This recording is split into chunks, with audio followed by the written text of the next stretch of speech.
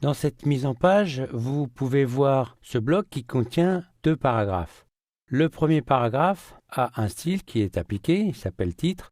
Le second a également un style qui lui est appliqué, qui s'appelle texte courant. Je vais revenir sur le premier et nous allons examiner sa composition en double-cliquant ici. Si je regarde cette composition, donc il a des attributs classiques que je peux retrouver ici. Mais une particularité intéressante, c'est cette option style suivant qui est donc texte courant, celui exactement qu'on trouve ici. Nous allons regarder comment cela fonctionne. Ici, je vais créer un petit bloc. Je vais choisir ce style et taper un texte. Donc ça va démarrer par un titre. Et quand je vais à la ligne, si je tape la suite du texte,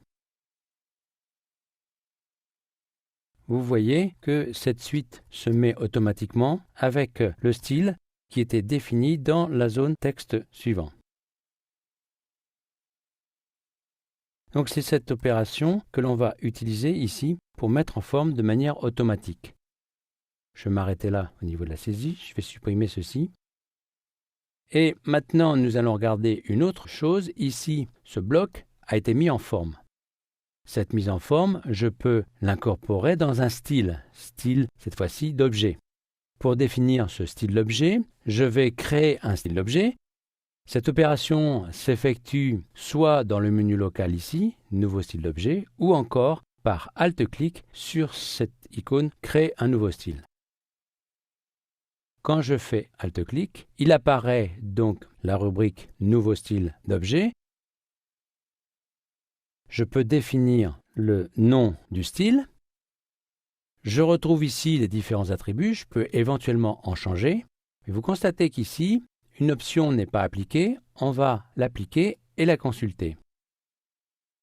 Ici, je peux choisir quel style sera appliqué au texte que contient le paragraphe. Et je peux en même temps en profiter pour choisir d'appliquer le style suivant.